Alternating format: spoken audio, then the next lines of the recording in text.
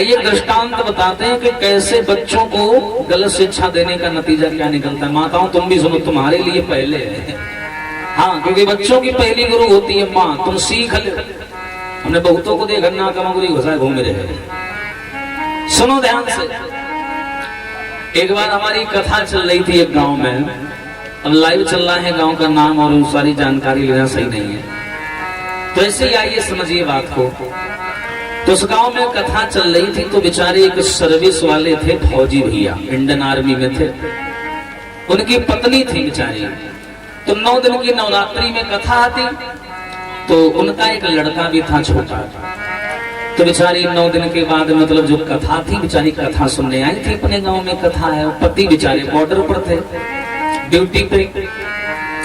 तो हमारे उधर एक नियम है, जब बेचारी कथा सुनने माताएं जाती हैं तो कथा सुनने के बाद में जब प्रसाद दे दिया जाता है तो कुछ माताएं घर चली जाती हैं, कुछ माताएं पंडाल में रुक जाती हैं और बढ़िया ढोलक उठा लिया। 10-5 माताएं एक जगह बैठ गई पंडाल में, माइक लगवा लिया, बढ़िया आधा घंटा भजन कीर्तन करती हैं। माहौल बना रहता है।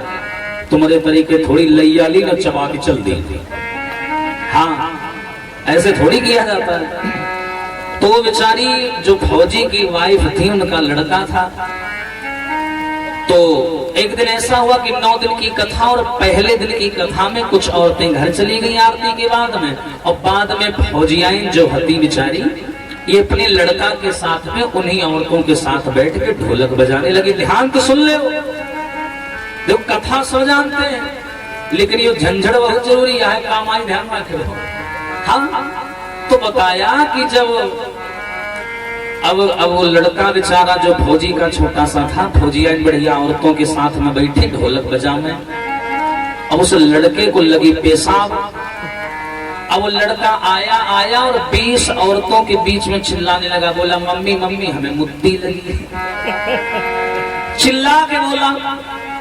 अब बेचारी वो बड़ा शर्मा गई और सब औरतें बोली ये कैसा लड़का है तुम्हारा, बताओ इतने बड़े घर की लड़की हो तुम, औरत हो, बहू हो, और बाहर रहती हो, शहर में यही संस्कार दिए लड़का को है, बताओ ऐसे डायरेक्ट बोल रहा है ये मोती की, बताओ ढंग से इसको शिक्षा दो। अच्छा, फौजिया ने बेचारी सोचने लगी भाई 9 दिन की कथा है, अभी मरेगा रोज रोज ही आए हमारी बेइज्जती हुई।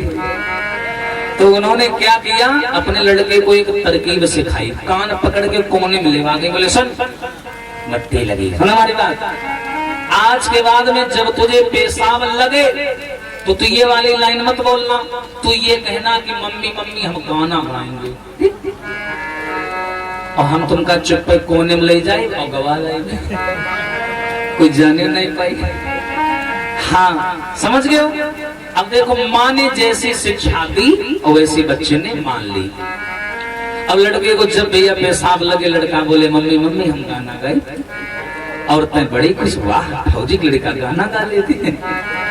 हाँ, अब बेचारी अम्मा कोने में ले जाए, चुप पर गवा लावे, कोई दिक्कत तो नहीं। आराम से ये भैया टाइम चलता रहा और वही की पड़ गई आदत। अब उसे जब पेशाब लगे, अम्मा अम्मा हम गाना गाए, अम्मा अम्मा हम गाना गाए, एक ही रटन लगाए। अब भागवत विराम हो गई, हम लोग अपने घर चले आए। बाद में ये बात पता चली तो बताते हैं एक बार फौजी साहब बॉर्डर से छुट्टी लेकर के आए गांव। तो फौजी की वाइफ ने सोचा कि पति आ गए हैं, लाओ थोड़ा हम मायके घूम आए। तो ये मायके चली गई और घर में फौजी और फौजी का लड़का केवल 2 जने बचे। भैया विकट सर्दी पड़े और ये बाप पूत आंगन में यहाँ या के खटी में रजाई में घुसे स्वाम में, फौजी और फौजी लड़का। आधी रात के 12 बजे का टाइम, भैया लगी लड़का पेशाब। और जैसे ही लगी उसने कही पापा पापा हम गाना गाएंगे। पापा बोलते आधी रात गाना गई है, आधी रात का टाइम है तुम गाना गई हो, अगल बगल वाले का सोचे कौन बलबला रहा चिल्ला रहा, सो जाओ।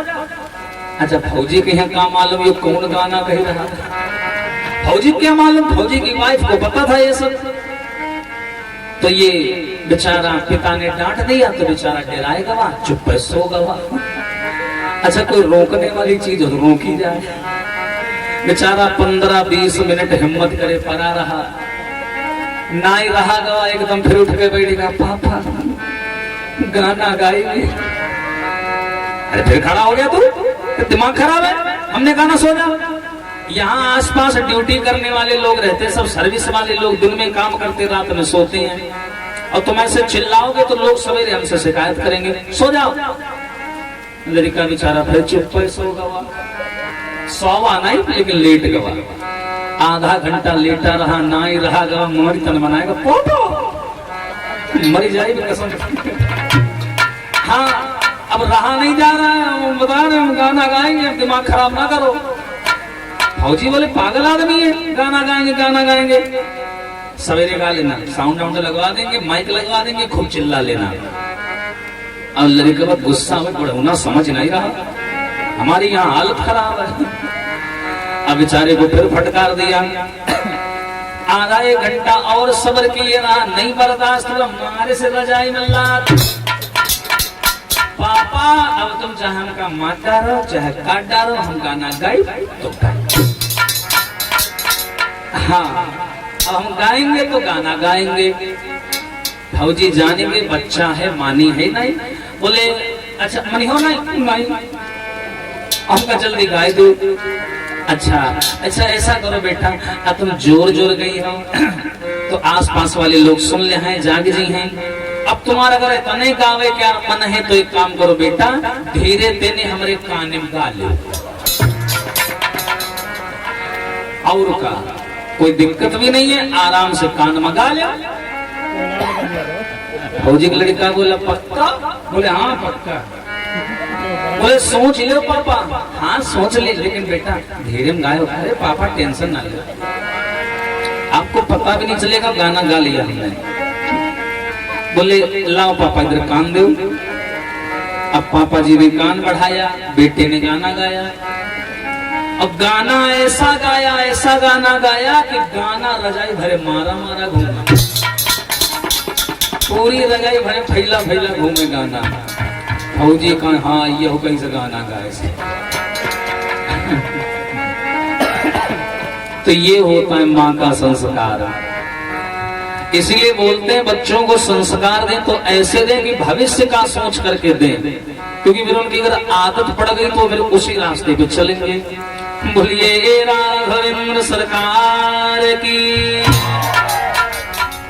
आइए अयोध्या ले चले अपनी और नागरिया, और अवध बिहारी सांवरिया, अवध बिहारी सांवरिया हो।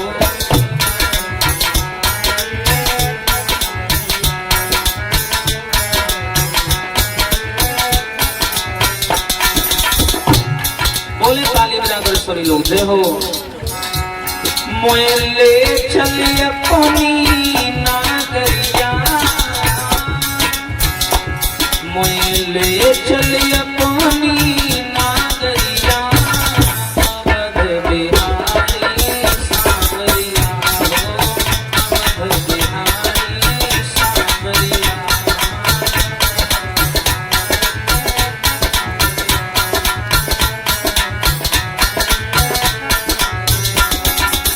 और प्यारे अरे सरयू के तीर अयोध्या नगरी, सरयू के तीर, अरे सरयू के तीर अयोध्या नगरी, सरयू के तीर। संत भरे जहाँ का गरिया, संत भरे जहाँ का गरिया, बिहारी सांवरिया हो, अवध बिहारी सांवरिया हो।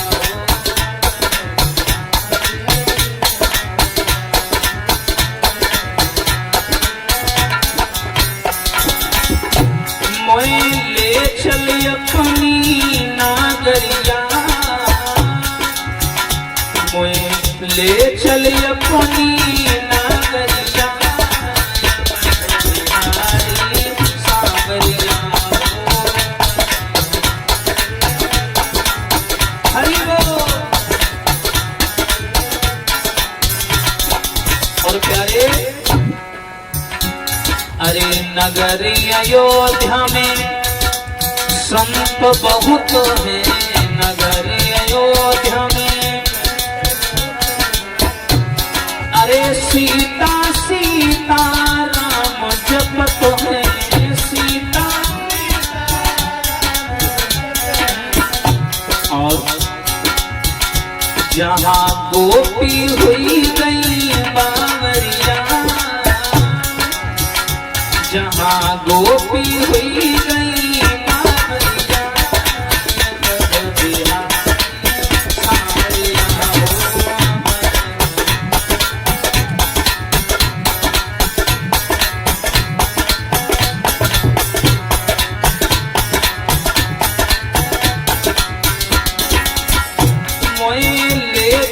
अपनी नागरिया बिहारी सावरिया हो।